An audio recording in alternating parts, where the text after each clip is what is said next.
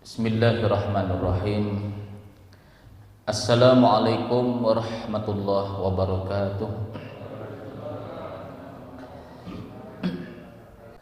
Salawat serta salam marilah kita sampaikan kepada junjungan kita Nabi besar Muhammad sallallahu alaihi wasallam beserta para keluarga, sahabat, zuriat dan fikut-mikut beliau hingga akhir nanti.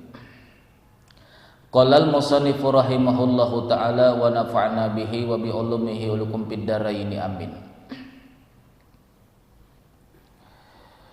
Wa min asma'illahi ta'ala al-maliku.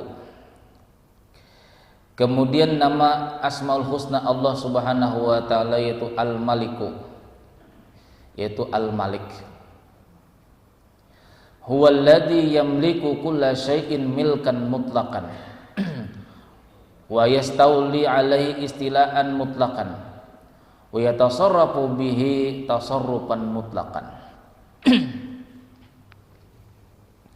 Arti al-malik kata Imam Ghazali rahimahullahu taala, huwallazi yamliku kulla syai'in milkan mutlaqan. Dialah yang memiliki segala sesuatu secara kesempurnaan. Semata-mata Allah yang memiliki segala sesuatu. Itu yang pertama mana al-malik. Wa yastaula alaihi istilaan mutlaqan. Dan Allah lah yang setelah memiliki, Allah Ta'ala pula yang menguasai daripada sesuatu tersebut.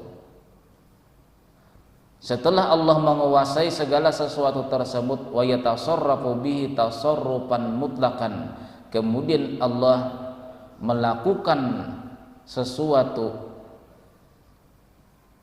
secara mutlak, secara tiada batas. Itulah makna daripada Al-Malik, nama Allah yang selanjutnya yaitu Maha memiliki. Sehingga orang-orang banyak yang menafsirkan arti Maliki Yaumiddin, Allah yang menguasai hari pembalasan. Menguasai maknanya. Itu yang nomor 2. Kalau Maliki Yaumiddin, Allah lah pelaku atas segala sesuatu di hari pembalasan. Kalau Maliki Yaumiddin yang ketiga, Allah lah yang memiliki di hari pembalasan. Jadi ada 3 tafsir kata Imam Ghazali.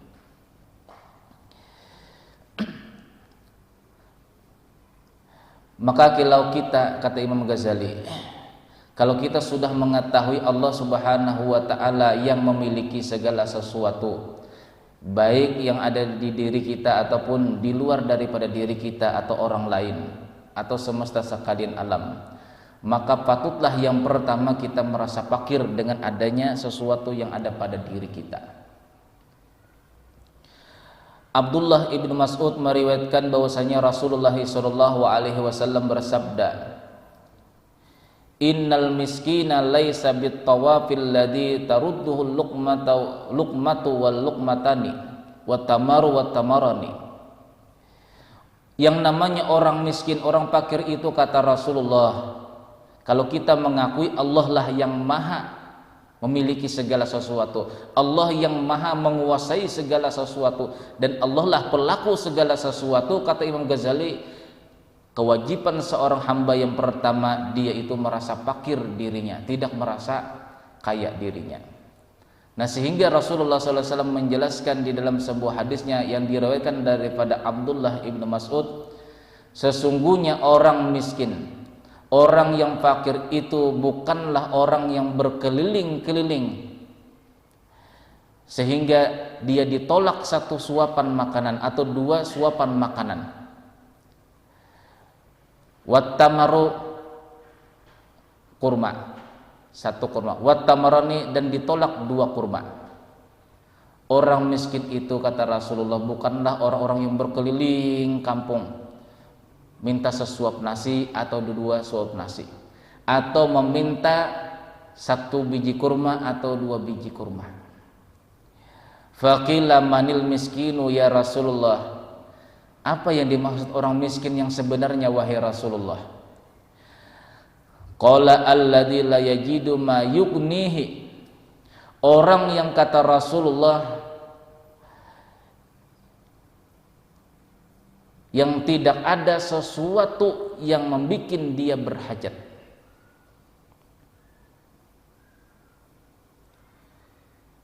Dia tidak merasa sesuatu itu dihajatkannya. Itu orang miskin.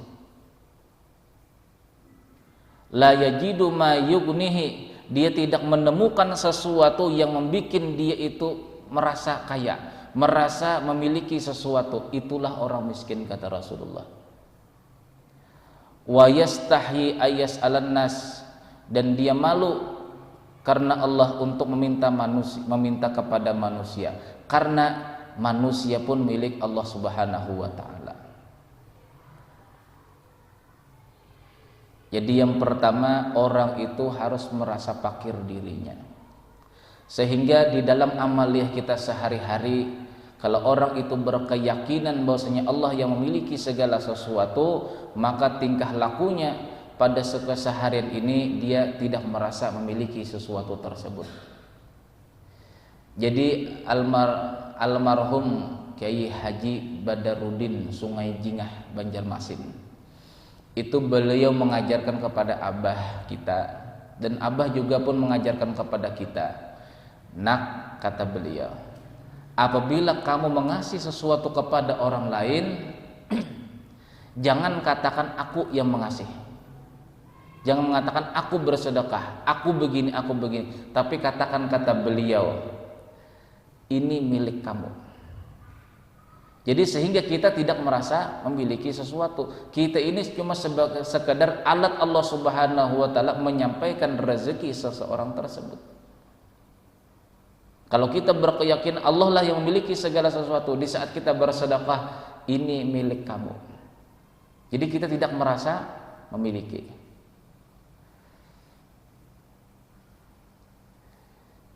Itu yang pertama. Tingkah laku orang yang berkeyakinan Allah yang memiliki segala sesuatu, bahwasanya dia bertingkah laku tidak memiliki sesuatu apa pun yang ada pada dirinya, sehingga kata-katanya mengatakan segala sesuatu itu milik Allah, atau dia cuma sekadar merasa mengantarkan sesuatu itu adalah rezeki orang lain. Itu yang pertama. Yang kedua, kalau kita merasa, kata Imam Ghazali, Allah yang memiliki segala sesuatu, berarti Allah yang menguasai sesuatu tersebut secara mutlak. Nah, sehingga kalau Allah yang menguasai segala sesuatu yang ada pada diri kita, maka sangatlah wajar Allah Subhanahu wa taala itu menguji kita. Allah ingin memperkenalkan kita dengan kefakiran kita. Allah yang memberikan ujian kita bangkrut. Berarti sesuatu harta yang dibangkrutkan Allah taala kepada diri kita adalah sesuatu yang banyak kita akui itu adalah milik kita. Dan itu bagus. Allah memberikan peringatan. Allah memberikan peringatan.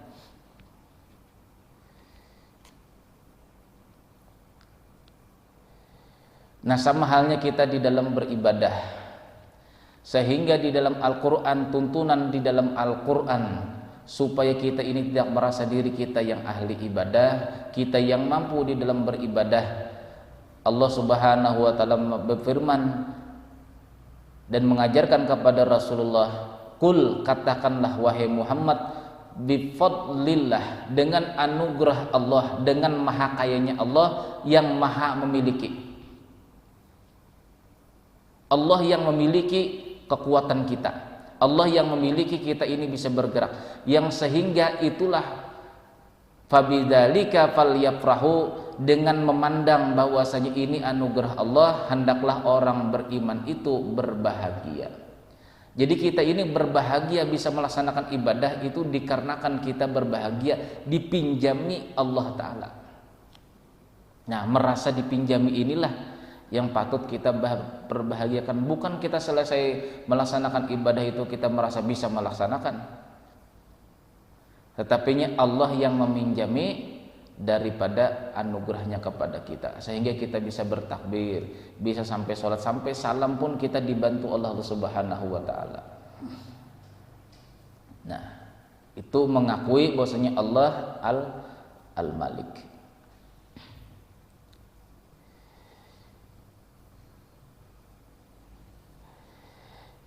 Yang kedua, Allah Subhanahu wa ta'ala, tanda Allah Subhanahu wa ta'ala menguasai. Allah Subhanahu wa ta'ala menguji kepada kita dengan sesuatu. Wa nabluwakum bisyai'im minal khawfi wal ju'i wa naqsim minal amwali wal anfusi was samarat wa basyiris sabirin alladzina idza asabathum musibah qalu inna lillahi wa inna ilaihi raji'un. Dan pastilah kalian itu kami berikan ujian bisyai'in dengan sesuatu yang sangat sedikit, kata Allah. Minal khawfi daripada rasa takut. Apa tujuan Allah Ta'ala ini menguji kita? Supaya kita mengakui diri kita ini milik Allah Ta'ala. Kenapa Allah Ta'ala ingin apa bukti Allah Subhanahu wa ta'ala ingin meninggikan derajat kita? Kita banyak diuji. Apa yang diuji itu? Yang pertama kata Allah Subhanahu wa ta'ala adalah rasa takut. Rasa takut sudah. Kemana kita menyandarkan? Wal ju'i, rasa lapar. Wa naqsim minal amwal, dikurangi Allah Ta'ala harta kita tapi tidak sampai habis. Wal anfusi, diri kita. Wasamarat, dan buah-buahan. Wa basyiris sabirin, maka berikanlah kabar gembira wahai Muhammad kepada orang-orang yang sabar. Orang yang sabar itu adalah tingkah laku hati mereka, inna lillahi, kami ini milik Allah, karena Allah Ta'ala Al-Malik.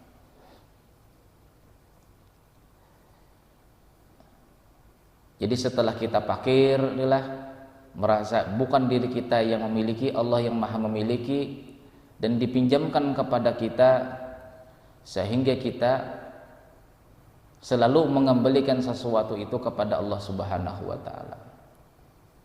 Yang ketiga, tanda orang itu mengakui Allah Ta'ala yang maha memiliki. Maka kalau kita mengakui seorang pejabat yang sering menggaji kita, seorang atasan kita yang sering menggaji kita, maka untuk kita mengakui beliau yang menggaji kita, maka kita akan mendekati beliau sehingga gajian kita akan dikasih. Nah, sama halnya dengan Allah Subhanahu wa ta'ala. Bagaimana Allah Subhanahu wa ta'ala ini bisa kita dekati? Ada dua jalan. Di dalam sabda Rasulullah SAW, di dalam hadis qudsi, ma taqarraba ilayya 'abdi bi syai'in ahabba ilayya mimma iftaradtu alaihi. Tiadalah mendekat seorang hamba itu dengan sesuatu yang lebih kucintai daripada sesuatu yang kufardukan. Allah mencintai kita dengan sebab kita melakukan sesuatu yang difardukan Allah. Jangan beranggapan inilah sesuatu yang difardukan Allah Ta'ala itu sekedar misalnya sholat yang wajib. Namun ada yang lebih wajib di atas yang wajib, adalah merasa fakir di dalam hal kewajiban. Karena nanti di akhirat, Maliki Yaumiddin, Allah yang menguasai, Allah yang memiliki hari pembalasan. Orang-orang yang ria dengan amalnya itu disuruh Allah Ta'ala untuk memperlihatkan siapa yang kamu riai. Nah, sama halnya sebelum hari kiamat ini, kewajiban kita menghilangkan sesuatu yang kita riakan, yang kita pamerkan di dalam amal ibadah kita. Karena apabila kita memamerkan amal ibadah kita kepada manusia, itu sama halnya kita meletakkan milik ibadah ini adalah manusia, bukan Allah.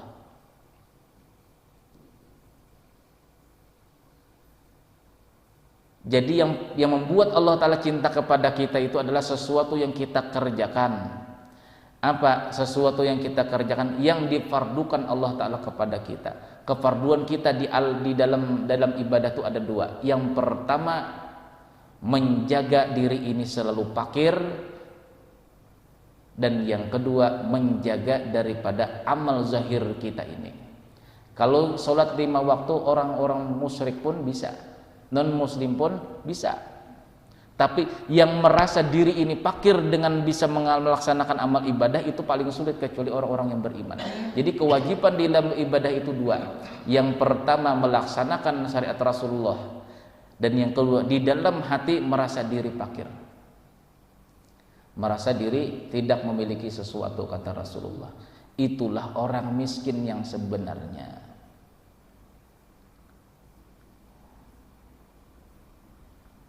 Satu, itu yang membuat diri kita itu dicintai Allah Ta'ala. Karena banyak saja orang-orang yang melaksanakan amal ibadah tetapinya kemaksiatannya bertambah. Dikarenakan apa? Karena dia merasa memiliki kemampuan untuk melaksanakan ibadah, tetapinya di dalam hatinya ini tidak ada merasa fakir, tiada mampu untuk melaksanakan ibadah tanpa izin Allah Subhanahu wa Ta'ala. Yang itulah yang membuat sholat itu tidak bisa mencegah daripada perbuatan keji dan kemungkaran, karena merasa memiliki. Wa ma yazalu 'abdi yataqarrabu ilayya bin nawafil hatta uhibbuhu fa idza ahbabtuhu kuntu sam'ahu alladhi yasma'u bihi wa yubsiru bihi wa basarahu alladhi yubsiru bihi wa yadahu allati tabtishu biha. Dan berkekalan, kata Allah dalam hadis qudsi, dan berkekalan seorang hamba itu dekat kepadaku. Jadi bisa terputus nih lah. Jadi kalau yang fardu-fardu itu kecintaan Allah Ta'ala bisa terputus kepada kita. Tapi yang membuat kita berkekalan di cinta Allah Subhanahu wa Ta'ala bin nawafil, dengan sesuatu yang sunat-sunat. Kenapa? Karena sesuatu amaliyah yang sunat itu paling dibenci oleh hawa nafsu kita. Kalau yang fardu mungkin kepikiran lah, mudah-mudahan selamat dengan yang fardu. Tapi kalau sunat, ada enggak kepikirannya? Enggak ada. Kalau yang fardu mungkin ikhlas orang awam karena takut neraka, karena mengharapkan surga. Tapi kalau yang sunat, sulitlah, paling sulit perkara yang sunat ketimbang yang fardu.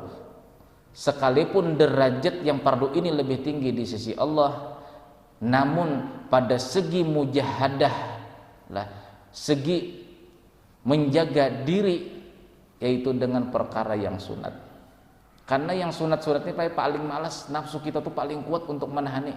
Tapi kalau yang fardu masih bisa kita kalahkan. Tapi kalau yang sunat sangat sulit. Karena imbalan-imbalannya kurang daripada yang fardu. Nah, oleh karena yang sunat ini sangat sulit dikerjakan oleh seorang hamba, maka dia bisa sederajat dengan yang fardu. Contohnya apa? Kalau sholat fardu kita ini ada kurang, maka yang sunat itu bisa menutupi yang fardu. Kalau kita punya pakaian sobek, maka pakaian sobek ini, pakaian mahal, kalau sobek, maka otomatis inilah kain untuk menambalnya ini kain yang mahal pula. Itu pada segi akal manusia. Namun kalau di dalam beribadah, apabila yang fardu ini kurang dinilai Allah Ta'ala karena kurang ikhlasnya kepada Allah, maka yang menutupi, yang membersihkan daripada kekotoran-kekotoran yang fardu tadi adalah perkara yang sunat. Kenapa? Karena perkara sunat itu paling sulit untuk hawa nafsu kita mengerjakannya. Jadi yang pertama, yang wajib itu membuat aku cinta, kata Allah Ta'ala. Tetapinya yang sunat itu yang membuat cintaku itu berkekalan sama dia. Fa'idha ahbabtuhu, apabila aku cinta kepada seorang hamba, kuntu sam'ahul ladzi yasma'u bih, maka jadilah aku ini pendengaran dia yang dia memakai dengan pendengaran tersebut. Kita kembali kepada sifat 20. Allah Subhanahu wa Ta'ala bersifat esa. Satu, Maha mendengar. Allah yang jauh dan dekat itu sama saja. Kalau kita yang jauh tidak bisa mendengar jelas, yang dekat bisa mendengar jelas. Nah, sifat esaknya pendengar Allah Ta'ala ini bisa dipinjamkan kepada kita, kata Allah, apabila orang itu selalu berkekalan dicintai Allah Ta'ala. Contoh Sayyidina Umar dahulu, contoh daripada keramat-keramat para wali-wali Allah Ta'ala. Mereka mendengar perkataan orang-orang yang jauh sama halnya dengan mendengar perkataan orang-orang yang dekat di hadapannya. Itu bukti Allah Ta'ala itu cinta. Jadi kalau kita ingin mengetahui diri kita ini betul enggak yang wajibnya itu diterima Allah, yang sunatnya itu diterima Allah, yang sehingga dengan yang wajib dan yang sunat tersebut Allah Ta'ala cinta kepada kita. Allah membuktikan bahwasanya dirinya itu cinta kepada kita. Fa idza ahbabtuhu, apabila aku cinta kepada seorang hamba, kata Allah, dengan yang wajib dan yang sunat, kuntu sam'ahul ladzi yasma'u bih, maka jadilah aku sendiri, kata Allah, yang menjadi pendengaran, yang pendengaran itu yang dia pakai.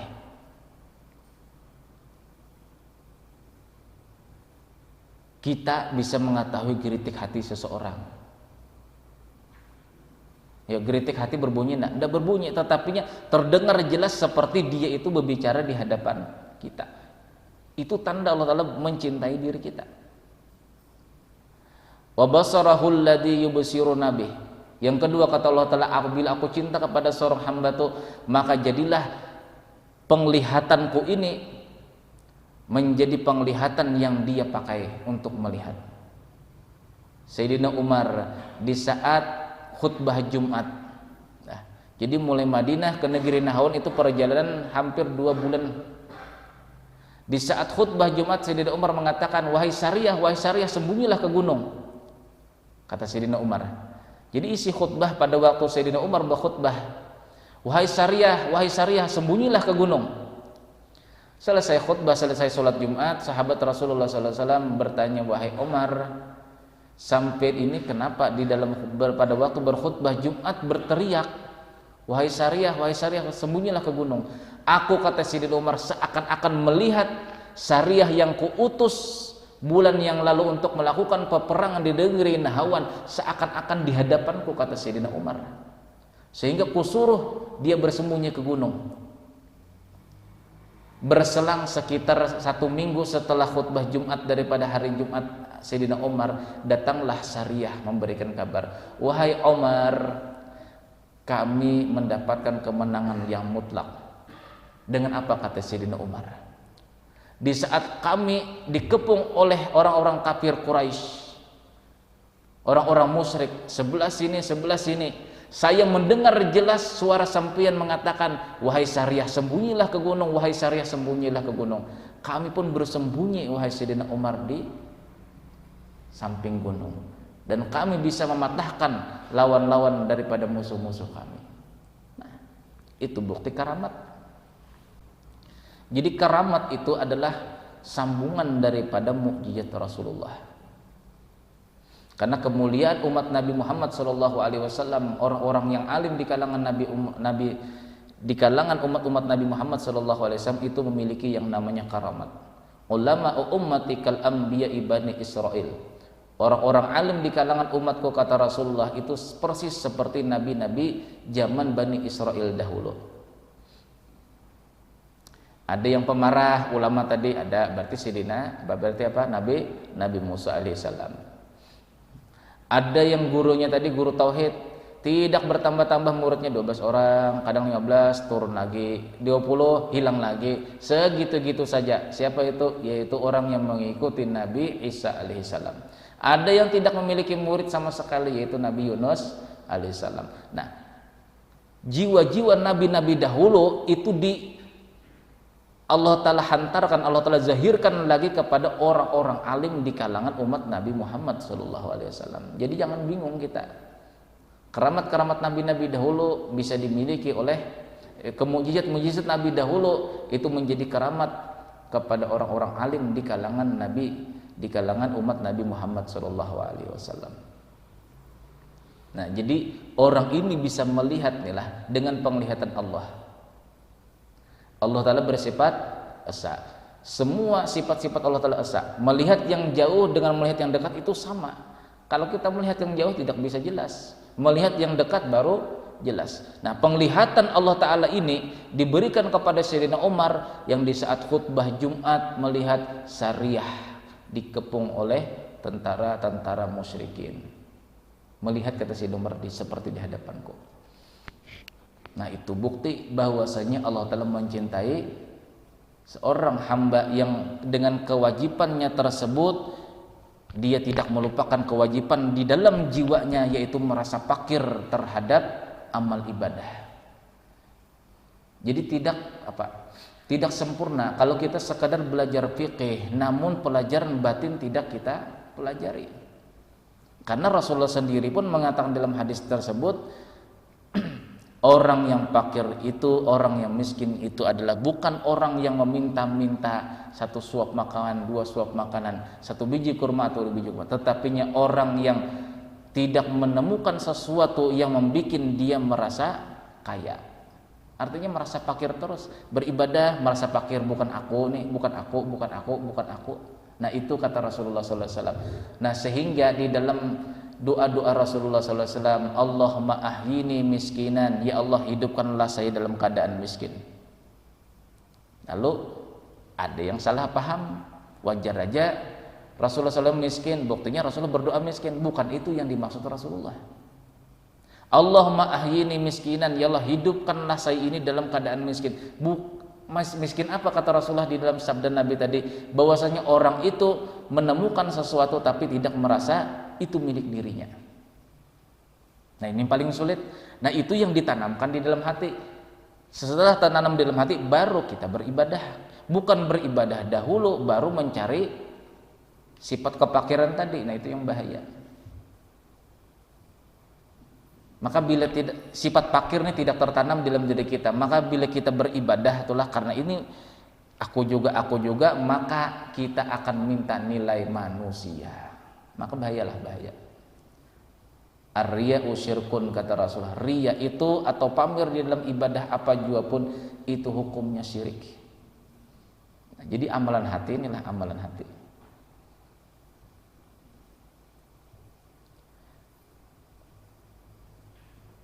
Masih banyaklah keramat-keramat yang diberikan Allah Ta'ala kepada Sayyidina Umar, kepada para sahabat setelah wafat Rasulullah. Jadi keramat para sahabat itu diperlihatkan Allah, dinampakkan Allah Ta'ala setelah wafatnya Rasulullah.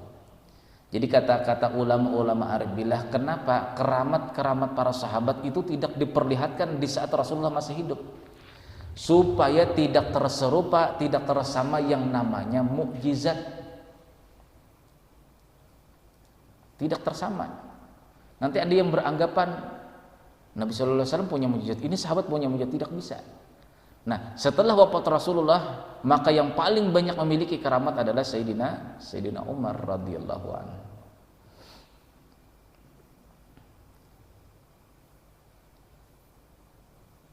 Nah, mudah-mudahan kita termasuk orang yang dicintai Allah Subhanahu wa taala dan berkekalan cintanya kepada kita. Dengan dibuktikan kita ini merasa diri kita fakir, tidak merasa diri kita ini memiliki sesuatu, memiliki kemampuan untuk beribadah, memiliki harta yang sehingga kita pamerkan, memiliki ibadah yang kita pamerkan. Maka pelatihan yang pertama di dalam kebiasaan kita sehari-hari, di saat kita mengasihkan sesuatu, kalau kita tidak bisa berhakikat di hati, ucapkan ini milik sampean. Nah, itu jadi tidak merasa diri kita yang mengasih. Nah, aku bersedekah lah. Nanti merasa diri kita yang bersedekah. Merasa fakir lah berarti merasa kaya. Kalau merasa kaya, merasa memiliki, berarti kita tuh sama dengan merebut asmaul husna, sifat Allah Ta'ala al-Malik tersebut. Bahayalah, bahaya. Jangan dikira tidak bahaya lah, tidak bahaya. Ini pasti bahaya. Kalau merebut yang namanya nama-nama Allah Subhanahu wa taala. Itu yang kedua, tanda orang yang dibuktikan Allah Ta'ala dicintainya, maka akan diberikan pendengaran seperti pendengaran Allah. Bukan Allah Ta'ala berpasang di telinga, bukan. Sifat pendengar Allah Ta'ala melihat yang jauh, mendengar yang jauh dengan dekat itu sama, dipasangkan Allah Ta'ala ke telinga kita, dipinjami kita. Bukti lagi Allah Ta'ala cinta kepada kita, Allah Ta'ala memberikan yang namanya pandangan Allah Ta'ala yang Maha Esa dipandangkan ke mata kita. Yang ketiga, nah ini berlanjut terus nih, bila sudah Allah Ta'ala meminjamkan ini, kita merasa fakir terus nih lah, dipinjamkan lagi. Sama halnya orang-orang tukang parkir adalah, nah ini kendaraan lah, jaga. Apabila kita berhasil menjaga, adalah karena ini bukan milik kita, ini milik orang yang memarkir sama kita, maka akan memarkir lagi orang, sama halnya kita. Apabila diparkirkan Allah Ta'ala sifat Allah kepada kita, pendengaran, penglihatan, nah ini parkirlah, ku parkir di sini kata Allah Ta'ala, ku pinjami dahulu, nah ku pinjami. Tidak kita merasa daripada keistimewaan tersebut kita miliki, maka Allah Ta'ala akan meminjamkan lagi sesuatu yang ketiga. Wa yadahul lati tabtishu biha, dan jadilah aku kata Allah Ta'ala menjadi tangannya, yang tangan tadi dia menggenggam dengan tangannya. Ada orang sakit, pegangnya begini, sembuh. Menurut akal kita, sakit ini obatnya ini harus ada yang ditelan, tapi dengan pegangan orang tadi itu sembuh. Aneh. Jadi kalau kita berbicara masalah hadis qudsi yang seperti ini sebenarnya contoh Allah Ta'ala menampakkan yang namanya karamat kepada umat Nabi Muhammad SAW. Kan aneh. Sekedar diulus-ulusnya begini, sembuh penyakitnya. Tapi ini bisa bertahan sampai di sini, tidak ada lagi diberi Allah Ta'ala apabila kita merasa diri kita memiliki keistimewaan. Nah, bila sudah kita inilah diberi Allah Ta'ala keistimewaan dengan tangan kita inilah, apa juga pun bisa. Wa rijlahul lati yamshi biha, Allah Ta'ala akan jadilah aku menjadi kakinya yang dia berjalan dengan kaki tersebut.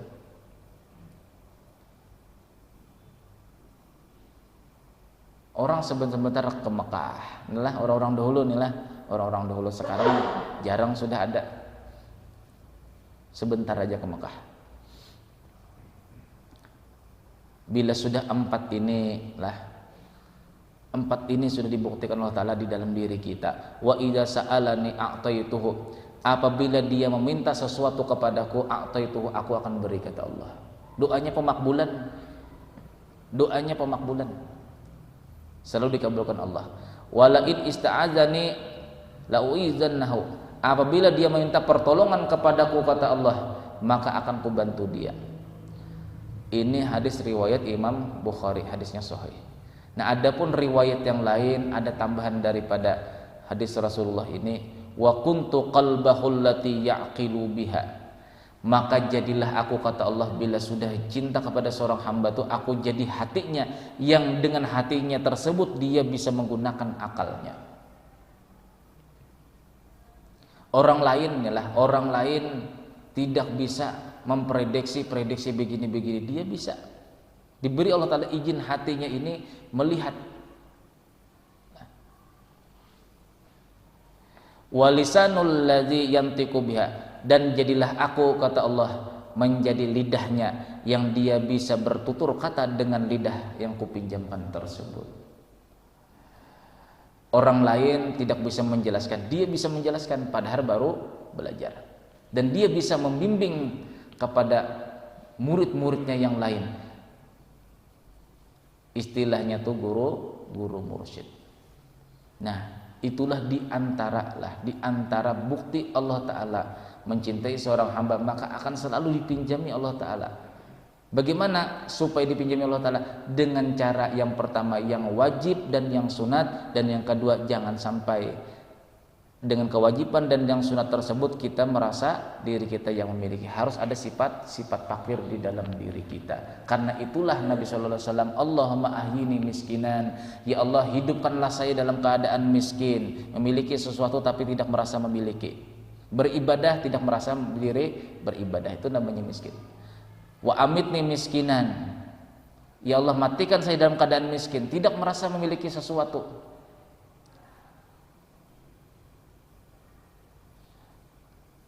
dan kumpulkanlah saya, kata Rasulullah, beserta orang-orang miskin nanti di akhirat. Siapa orang-orang miskin di akhirat? Adalah orang-orang daripada golongan wali-wali Allah Subhanahu wa taala. Wal fuqara'u syi'arul auliya. Rasa fakir itu, kata Syekh Qusairi di dalam kitab Risalatul Qusyariyah di sini, kefakiran itu adalah syiarnya para wali-wali Allah.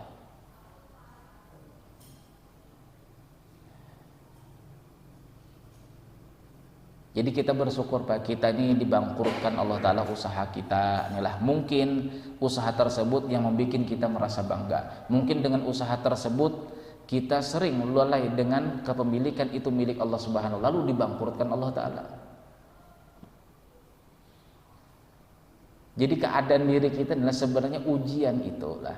Sebenarnya ujian itu adalah pada waktu hati kita ini tidak bisa yang namanya mengatur. Apabila hati kita bisa diatur, maka di saat itu pula itu namanya nikmat. Tapi apabila hati kita tidak bisa diatur, berarti itu pasti akan terjadi suatu ujian. Bila hati kita tidak ikhlas, kita tidak bersyukur, maka langsung datang yang namanya ujian.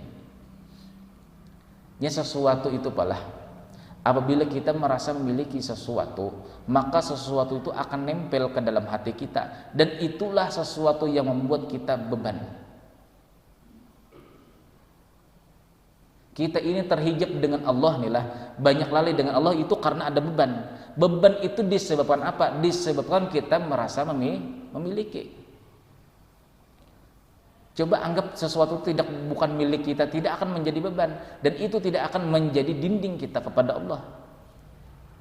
Kalau kita merasa memiliki harta, memiliki harta, maka apabila ada kurang sedikit jadi beban. Itu tanda kita itu mencintai sesuatu tadi. Kita itu pertanda kita tuh merasa memiliki sesuatu.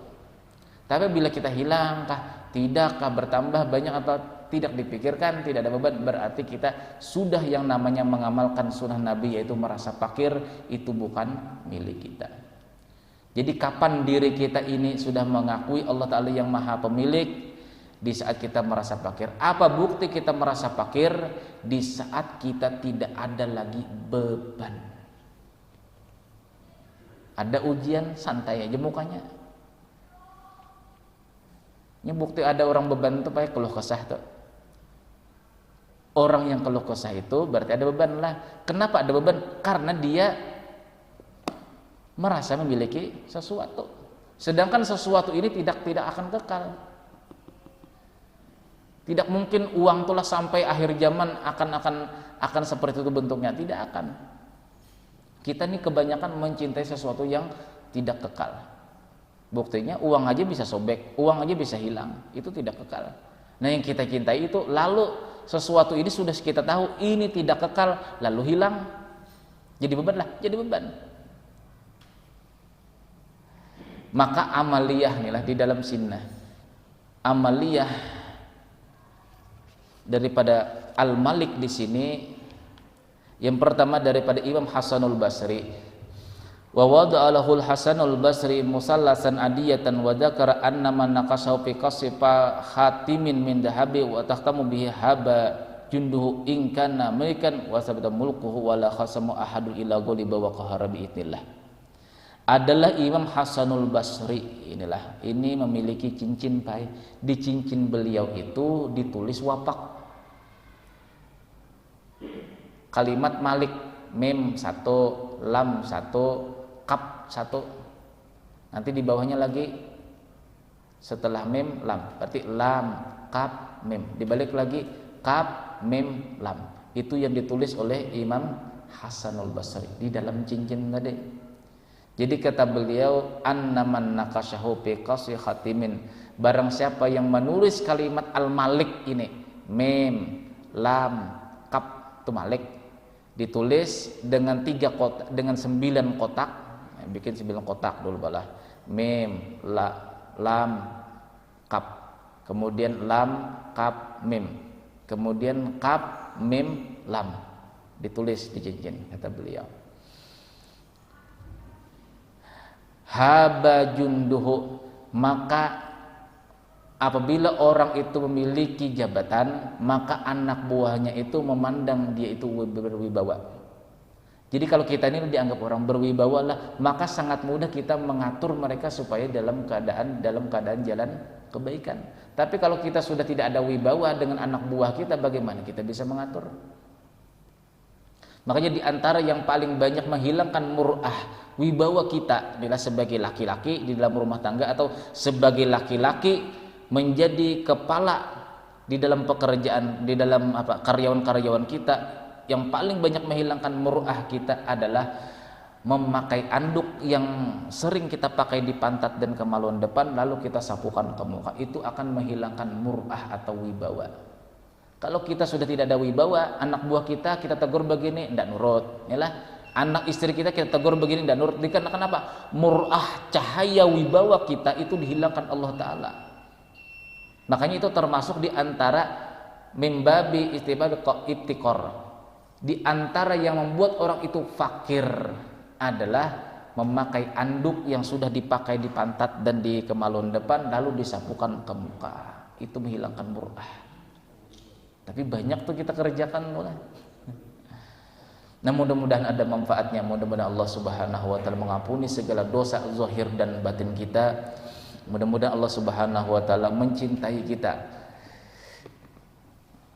Mudah-mudahan dengan berkah kita selalu menuntut ilmu agama, Allah Subhanahu wa taala kita husnul khotimah, dan mudah-mudahan kita dikumpulkan beserta Rasulullah sallallahu alaihi wasallam. Al-Fatihah. Bismillahirrahmanirrahim. Maliki yaumiddin. Iyyaka na'budu wa iyyaka nasta'in. Shiratal mustaqim.